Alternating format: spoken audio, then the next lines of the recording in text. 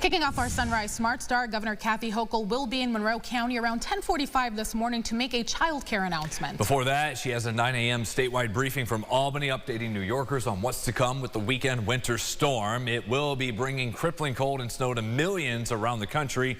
Dangerous ice to parts of the south. We've already had lake effect throughout upstate New York this week. The snowpack in Buffalo, where they've gotten dumped on, caused a canopy at a gas station to come crashing down.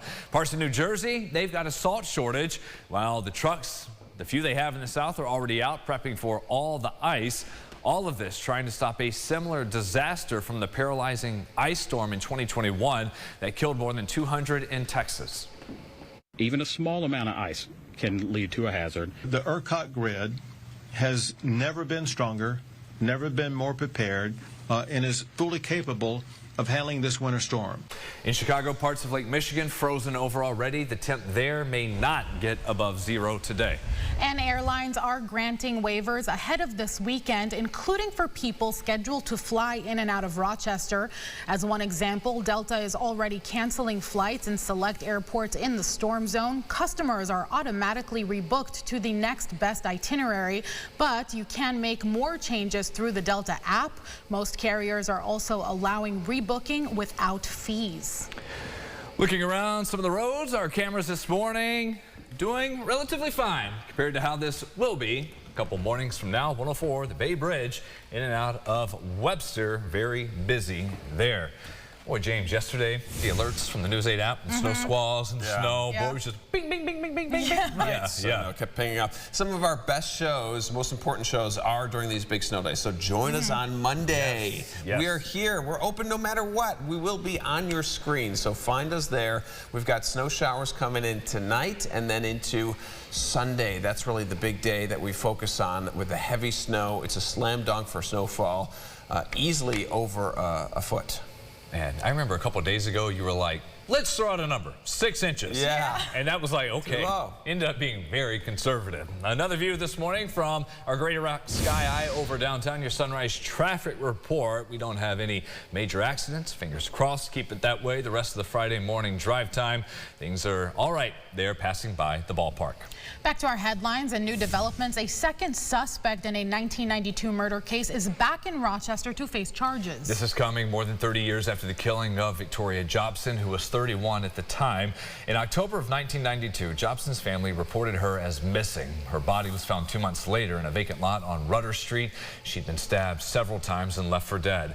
The case went cold for all these years until 2024, when 57-year-old Arthur Jason was indicted. And now we know of this second man, 58-year-old Roy Green from Canada, who investigators say shortly after the homicide took off to an Indian reservation north of the border.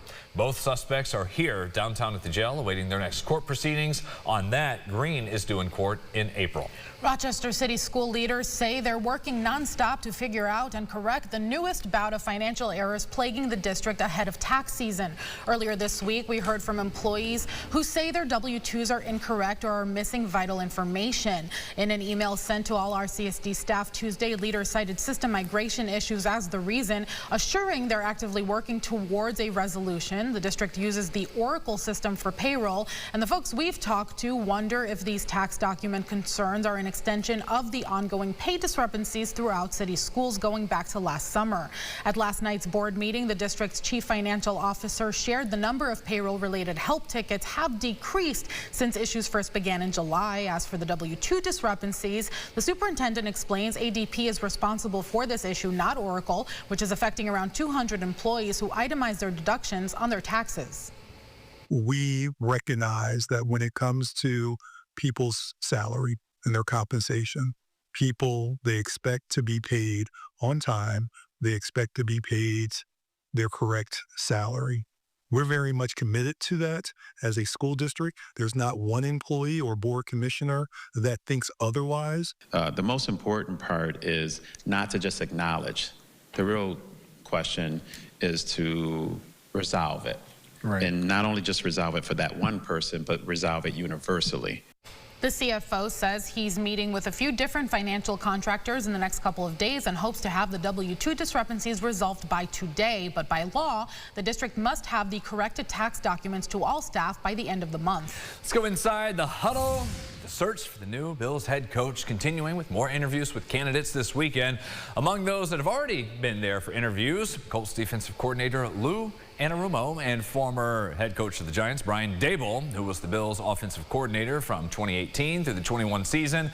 The current OC, Joe Brady, was the first up on interviews. Meantime, how about dozens of online petitions calling for the reinstatement of Sean McDermott? Bring him back, says at least 40,000 fans. I think they're a good thing. They're telling Mr. Pagula the way fans feel. And a lot of people feel that he was unjustly fired. I feel like you needed to at least show the numbers of how many people were affected by this decision. I would love for him to come back, so of course I'm going to sign the petition. The Bills, for other interviews, they will be speaking to Grant Udinski, the Jags offensive coordinator. Anthony Lynn spent some time in Buffalo, currently the running backs coach for the Commanders, and Anthony Weaver, the DC for the Miami Dolphins.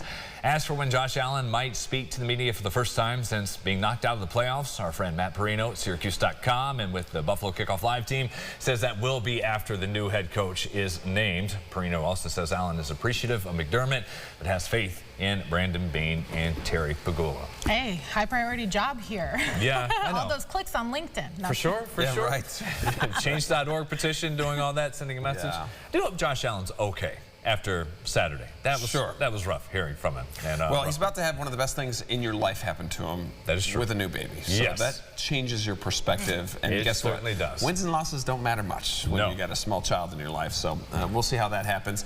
We've got snow on the way. Obviously, that's tonight. Another round coming in on Sunday there as well with very heavy snow. And yes, the cold is just area-wide. See you on the podcast, 9 o'clock, second cup of sunrise on the Rochester First streaming app.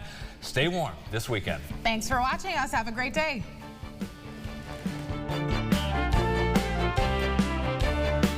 Follow News 8 wherever you are on RochesterFirst.com, Facebook, X, and on our app for news and weather.